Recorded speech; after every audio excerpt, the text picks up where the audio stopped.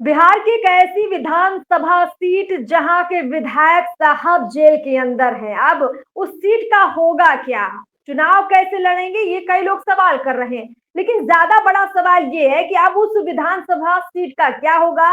रितुलाल यादव से लोगों की क्या उम्मीदें थी और क्या हो गया। खैर, हम बात कर रहे हैं दानापुर विधानसभा सीट की, और इस वक्त हमारे साथ सीधे बातचीत के लिए जुड़े हुए हैं संजीव श्रीवास्तव, जो कि जनसुराज के उम्मीदवार है। आपका बहुत बहुत सारा स्वागत है। Thank you. चूंकि थैंक यू।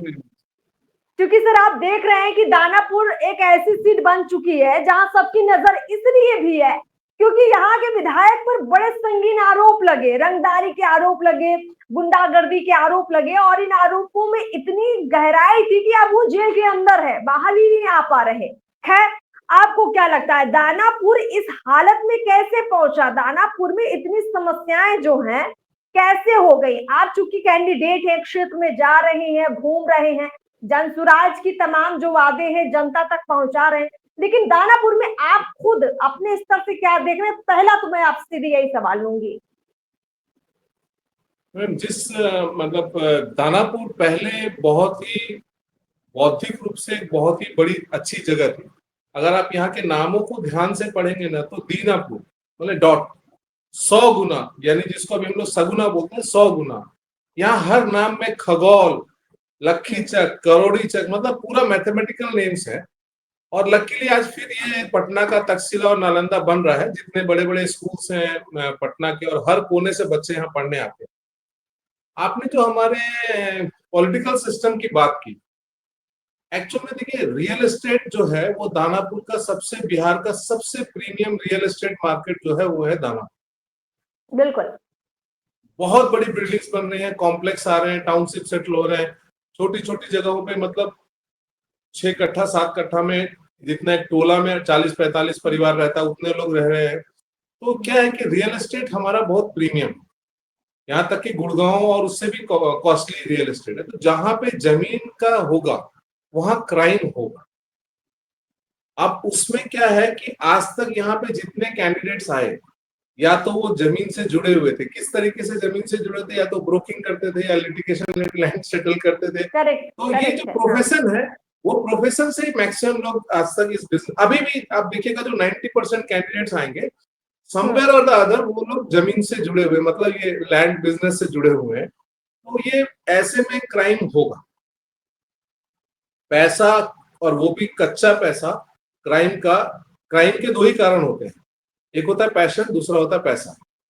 पैशन के क्राइम को आप कंट्रोल नहीं कर सकते, वो जब तक इंसान जीवित है वो क्राइम रहेगा, उसको प्रिएम्प्ट भी नहीं कर सकते। बट जो प्रॉपर्टी से रिलेटेड क्राइम्स है या पैसे से रिलेटेड क्राइम्स है, उसको आप बड़े आराम से कंट्रोल कर सकते हैं। तो हमारे यहाँ एक्चुअल में आज तक जो भी पॉलिटिकल क्लास आया है, वो लोग जमीन से जुड़े हुए थे पैसे कमाने के लिए, तो उसकी वजह से ये प्रॉब्लम है। और आगे ना हो इसी के लिए हम लोग आए हैं।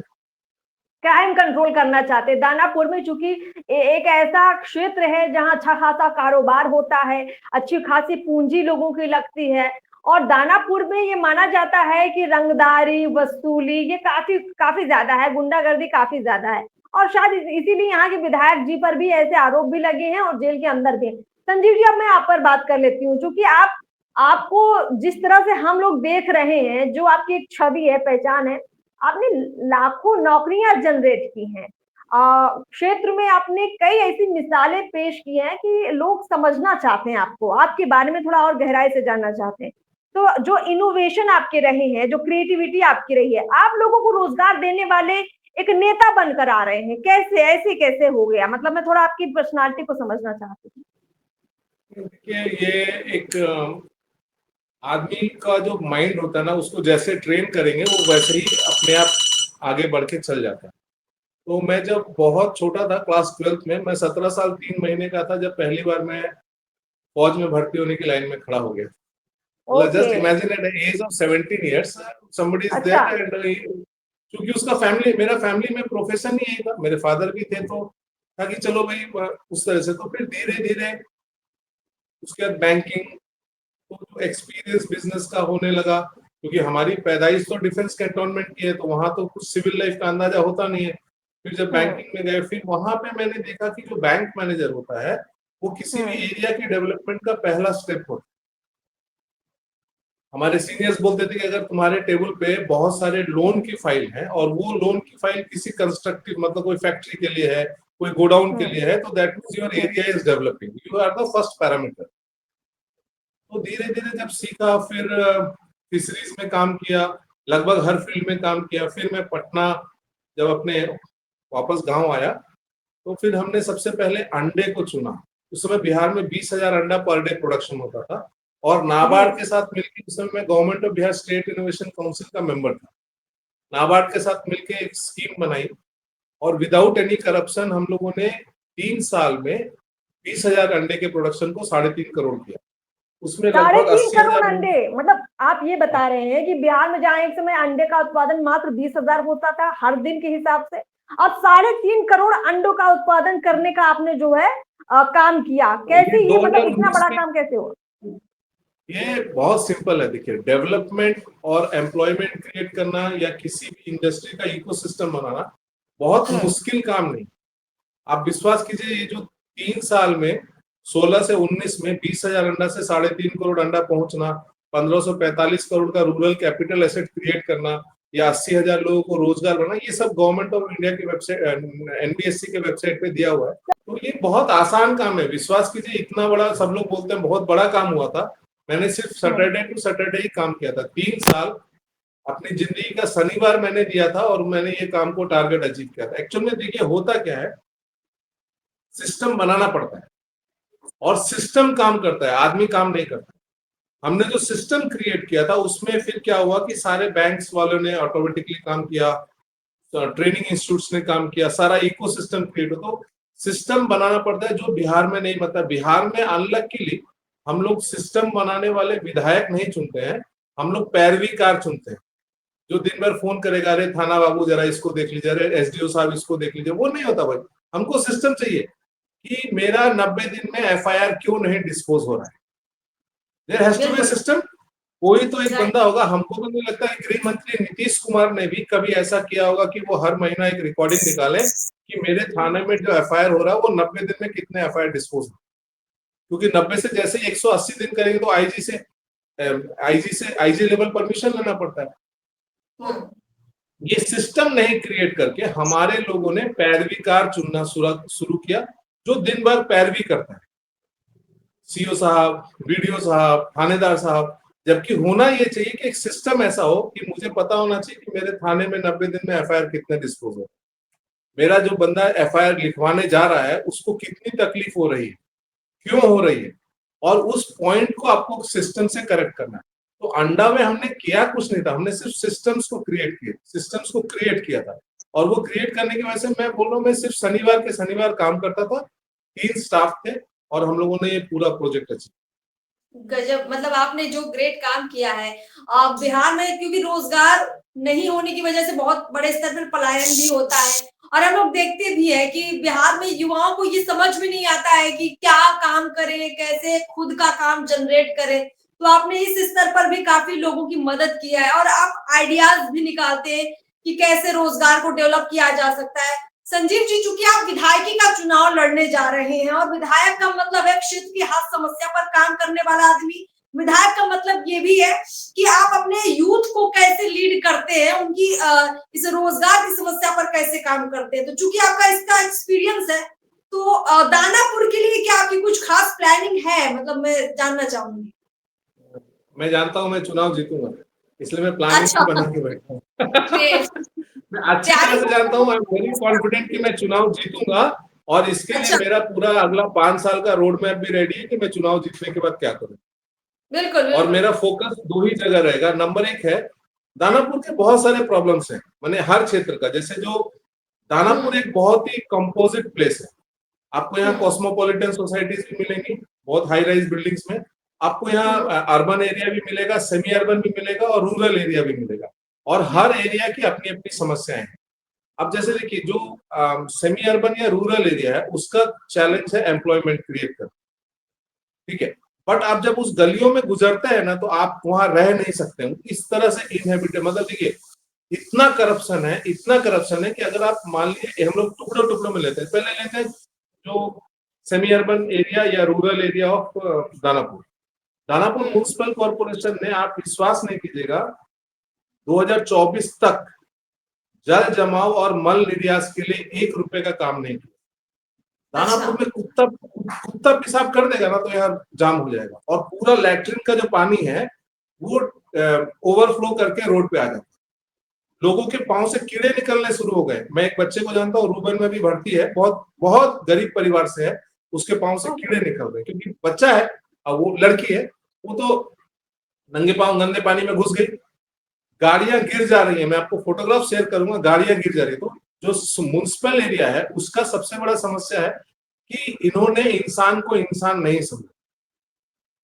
मोहनजोदाड़ो और हड़प्पा की जो संस्कृतियां थी ना, उसमें भी जल के लिए और मल निर्यास के लिए प्रॉपर सिस्टम थे। आज खोदते हैं तो समझ में आता है ना, दानापुर में अभी तक नहीं है। अगर आपका लैट्रिन का टैंक फुल हो गया ना तो यहाँ पे वो उनकी गाड़ी आएगी, कुछ पैसे लेके, और उसको सक्शन करके लेके जाएगी। मतलब हम अभी भी उस जमाने में है जब मैला सिर पे ढोया जाता था दानापुर उस स्थिति में। तो उसके लिए हमने ऑलरेडी काम शुरू कर दिया, लीगल नोटिस भेजा है। बहुत जल्दी सीएजी के रिपोर्ट के इंस्पेक्शन की बेसिस पे हम इन सबको कोर्ट में भी लेके आएंगे। दूसरा जब आते हैं, जब जो कॉस्मोपॉलिटन इलाका है उसकी समस्या है, मैंने अलग अलग समस्या, उसकी समस्या है traffic jam. They are very happy. लोग यहाँ घर भी इसलिए खरीदते हैं क्योंकि यहाँ बहुत बढ़िया बढ़िया स्कूल में जो मॉडर्न, पहले क्या था अंग्रेजों के टाइम पे जो मिशनरी स्कूल्स थे उसको बहुत अच्छा माना जाता था। हमारे जनरेशन के लोग हैं, हम चाहते हैं कि हमारे बच्चे गोयनका, बिरला, ये सब स्कूल्स में जाए। तो आज हम बहुत खुशकिस्मत है कि दानापुर में best of the education system available है, जो आगे भी डेवलप करेगा अगर प्रॉपरली उसको किया जाए। तो उनकी समस्या ट्रैफिक जाम है। अगर आप यूथ की देखेंगे तो उसकी समस्या है एम्प्लॉयमेंट, उसकी समस्या है एम्प्लॉयमेंट। तो ये एक बहुत ही कॉम्प्लेक्स जगह है जहां अलग अलग समस्याएं हैं, और वो सब समस्याओं को अलग अलग सिस्टम डेवलप करने की जरूरत है। और सिस्टम जो है, अब जैसे दियर जाइए, there is dying for a ring बांध। It's a very risky project, but हो सकता है। आप नहीं विश्वास कीजिएगा, 75 साल हो गए आजादी के, आज तक वहां जो लोग हैं वो 3 महीना रिफ्यूजी रहते हैं बारिश के टाइम पे। तो और ये बहुत कोई कॉम्प्लेक्स सिचुएशन भी नहीं है। अगर नीतीश कुमार जी या तेजस्वी यादव जी चाहते तो रिंग बांध का निर्माण हो सकता था, या ब्रिज का निर्माण हो सकता था। ये जो पीपा पुल बोलते हैं ना, सब लोग बड़ा नेता लोग जाके उद्घाटन करते हैं। एक्चुअली ये उद्घाटन फेलियर मैनेजमेंट सिस्टम। आपको शर्म आना चाहिए कि आप आजादी के 75 साल के बाद एक प्रिमिटिव पुल बना रहे हैं जो फौज बनाती है लड़ाई के मैदान में। ये क्या लड़ाई का मैदान है? फौज जब लड़ाई के मैदान में जाती है तो कहीं कहीं उनको ये पीपा पुल का निर्माण करना पड़ता है। आप उसका निर्माण करते हो, नेता जाके खुशी खुशी उसका उद्घाटन करता है, और पब्लिक भी ताली मारती है। पब्लिक भी ताली मारती है। पानी जम जाएगा, कोई नेता आर्मी वाला जो आपका आर्मी वाला जो एक्सपीरियंस कह लीजिए आपके परिवार का, और आपकी जो रुचि थी आर्मी में जाने की, उसका अनुभव काम कर रहा है दानापुर में, कि आप समझ पा रहे हैं कि यहाँ जो नेता लोग आते हैं, जो पब्लिक दुनिया में अनुभव हर जगह काम करता है। आप जो बचपन से सीखते आते हैं ना, वही आपको बनाता है। हमने जो बचपन से सीखा, जो किया, अब जैसे सिविल लाइफ में जब आते हैं तो हम लोग को फौज से जो निकल के सिविल लाइफ में आता है ना, उसको 2 चीज समझ में नहीं आता, जेंडर इक्वालिटी और जाति। ये हम लोग को समझ में नहीं आएगी, कभी नहीं आएगी। मतलब कई बार आर्ग्यूमेंट हो जाता है। फिर वो एक महिला थी, जबरदस्ती मुझे बोली आपको मुझे हैप्पी वुमेन्स डे बोलना होगा। मैं बड़ा खुशी खुशी हैप्पी वुमेन्स डे बोल दिया। मतलब ये जेंडर इक्वालिटी और जाति, ये चीजें, और ये एडवांटेजेस भी है हम लोगों की, मतलब हम जैसे लोगों के लिए। आपने चूंकि नाम ले ही लिया है तो जाति पर देखिए, दानापुर में यादवों का तो बोलबाला है, वैश्यों का बोलबाला है। दानापुर में वैसे काफी सारी जातियों का प्रभाव है। मैं 1-2 जाति पर नहीं जाऊंगी, आपकी अपनी समझ क्या कहती है? क्योंकि यहाँ से आरजेडी जीतती आई है, तो आरजेडी किस ताकत से जीतती है आप बेहतर जानते होंगे, क्योंकि आप उसी इलाके के हैं। और अभी आरजेडी किस उम्मीदवार को टिकट देगी, बीजेपी किस उम्मीदवार को टिकट देगी, अभी उनके नाम सामने आने बाकी हैं। तो संजीव जी, उससे कैसे आप लड़ेंगे? जाति फैक्टर बड़ा दिक्कत करेगा आपको। देखिए, बिहार में भी जब ना कोई नहीं मिलता है ना, तो लोग बोलते हैं जाति को ही दे दो। आप ये बात समझिएगा, कोई आदमी नहीं चाहता है कि वो साल में 3 महीना रिफ्यूजी रहे। कोई आदमी नहीं चाहता है कि वो गंदे पानी में उसका बच्चा घूमे या वो बेरोजगार रहे। चक्कर क्या होता है ना कि we choose the least vice, जो सबसे कम गंदा है उसको है। तो उन कन्वर्सेशन में मैंने देखा है लोगों को बोला, अरे क्यों नहीं क्या मिला तो चलो जाति के देता, कोई नहीं मिला तो चलो जाति के नाम पे ठप्पा मार दो। तो ये जो जन सुराज है, ये तो फर्स्ट टाइम एक अल्टरनेट आया है। ग्राउंड लेवल में ये भी एक रियलिटी है कि लोगों के मन में प्रशांत किशोर जी की जो ये 2.5 साल की पदयात्रा है, इसने बहुत उत्कंठा पैदा कर दी है, उसको वोट में तब्दील करना है। अब क्या है कि आज तक तो ये कोई ऐसा अल्टरनेट सिस्टम था ही नहीं, ये फर्स्ट टाइम है। तो ट्रेडिशनल नॉलेज है, कन्वेंशन।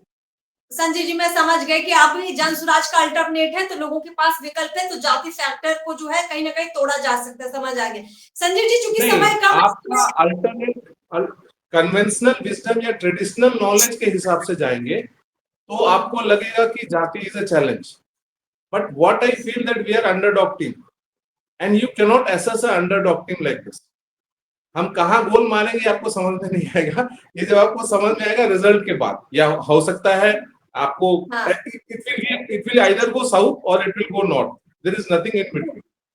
संजीव जी चूंकि समय बहुत कम है तो मैं थोड़ा फटाफट क्वेश्चन आपसे कर लेती हूँ, जिसमें शॉर्ट में आपके आंसर रहेंगे। जैसे कुछ बिहार के लीडर्स है आजकल बड़े जो चर्चित चेहरे हैं, जैसे नीतीश कुमार जी पर मैं अगर आप जानना चाहूँ तो उनके बारे में आपके मन में क्या छवि बनती है? 2005 to 2010 he had a very good team, बहुत अच्छे टीम थे उनके अगल बगल में। जो 2000 के बाद आप देखेंगे वो सारे अच्छे नाम जो उनको छोड़ छोड़ के जाने लगे, और यहीं पे एक रेड फ्लैग उनको खुद रेस करना चाहिए था कि अच्छे लोग मुझे छोड़ के क्यों जा रहे हैं। देखिए कोई भी काम, आइडिया कोई भी खराब हो या अच्छा हो, उसका टीम, उसका एग्जीक्यूशन टीम उसको सफल बनाता है। अच्छा से अच्छा आइडिया फेल हो जाएगा अगर टीम अच्छा नहीं है, बुरा से बुरा आइडिया सफल हो जाएगा अगर टीम अच्छा है। तो उनको खुद सोचना चाहिए था कि 2010 के बाद जो मेरी टीम मुझे छोड़ के जा रही है, बड़े अच्छे अच्छे नाम थे उस समय, वो क्यों? बिल्कुल बिल्कुल। दूसरा क्वेश्चन है, अभी तेजस्वी यादव खुद को सीएम कैंडिडेट बकायदा घोषित कर रहे हैं, उनके परिवार के अंदर घमासान मचा हुआ है, गठबंधन के अंदर भी दिक्कतें हैं, अब उनको लेकर क्या कहेंगे? दो बातें कहूंगा। पहला चीज, अगर वो अपने आप को खुद को सीएम फेस डिक्लेयर कर रहे हैं तो ये हर राजकुमार का राइट होता है कि वो क्लेम करे कि अब बाप के बाद गद्दी मेरी है, ये राजकुमार का राइट होता है। बट परिवार में जो आप बता रही हैं, तो आपने ये कॉन्सेप्ट है ना, ब्रह्मा विष्णु महेश। ब्रह्मा वो होता है जो क्रिएट करता है, विष्णु वो होता है जो मेंटेन करता है, और महेश वो होता है जो नष्ट करता है। तो ये जो ब्रह्मा विष्णु महेश एक सर्कल है, ये चलेगा, ठीक है। बाकी राजकुमार अगर अपने आप को राजा घोषित करने के लिए प्रयास कर रहा है तो ये उसके लिए तो खुशी की बात है, जनता के लिए शर्म से डूब मरने की बात। चलिए, प्रशांत किशोर जी के बारे में लास्ट में जानना चाहूंगी कि आप उनको किस रूप में देखते हैं? स्ट्रगल किया, घिस घिस के सीखा, सिस्टम को बहुत नजदीक से जाना, सिस्टम को नजदीक से समझा। और लास्ट में एक बात बोलूंगा प्रशांत किशोर के बारे में, कि हमने मैनेजमेंट में एक चीज पढ़ा था कि सिस्टम को सिस्टम के बाहर का ही आदमी सुधार सकता है, सिस्टम के अंदर का आदमी सिर्फ लीपापोती कर सकता है। फॉर एग्जाम्पल, अगर मैं आपको उदाहरण दूं एक चीज का, कोई भी सब्जेक्ट ले लीजिए, बिहार में करप्शन भरा हुआ है, सीएजी के ऑडिट रिपोर्ट पढ़ पढ़ के मेरे सिर के सारे बाल उड़ गए हैं। तो सपोजिंग दैट, अच्छा चलिए बिजली का बात करते हैं। बिजली में करप्शन शुरू हुआ ट्रांसमिशन लाइन से, भयानक घटिया ट्रांसमिशन लाइन लगा, लोग मर रहे हैं उसके वजह से। देन प्रोक्योरमेंट, डबल प्राइस, जो दूसरे राज्य खरीदते उससे दुगने प्राइस में प्रोक्योरमेंट हुआ। फिर स्मार्ट मीटर आया, ये सब कुछ हुआ। इस दौरान कौन सी सरकार बिहार में नहीं थी? कांग्रेस, आरजेडी, जदयू तो खैर सेंटर पॉइंट है, उसके चारों तरफ सब लोग घूम रहे हैं। कभी भाजपा आती है, कभी कांग्रेस और आरजेडी आती है, चलता रहा। क्या करप्शन रुका? करप्शन नहीं रुका, बिकॉज बिहार में विपक्ष नहीं है, they all are insiders. Corruption चलता रहता है, नेता बदलते रहते हैं, और सिस्टम को चेंज करेगा सिस्टम के बाहर का आदमी, जिसने आज तक उससे 1 रुपया लाभ नहीं लिया है, वही जाकर के उसको लताड़ सकता है, नहीं तो कोई दूसरा नहीं। ये है प्रशांत। बिल्कुल संजीव जी, आप जिस तरह से बातें रख रहे हैं, ऐसा लग रहा है कि दानापुर न सिर्फ आपके लिए बड़ा महत्वपूर्ण है, बल्कि यहाँ की पब्लिक के लिए भी अब चैलेंज काफी है। क्योंकि दानापुर में देखिए, अब राजद के जो कैंडिडेट होंगे, जो होंगे देखा जाएगा, लेकिन जनसुराज ने आपको वहां उतारा है और आप रोजगार देने वाले, रोजगार के बारे में युवाओं को जागरूक करने वाले व्यक्तित्व के रूप में सामने आए हैं। तो लगता है जनता को उम्मीदें आपसे बहुत ज्यादा होंगी। हम लोग एक बार ग्राउंड की रियलिटी चेक भी करेंगे कि वहां की पब्लिक के जहन में किसका नाम सबसे आगे चल रहा है। आपको बहुत बहुत शुभकामनाएं आने वाले दिनों के लिए और इस चुनाव के लिए। बहुत बहुत शुक्रिया आपका।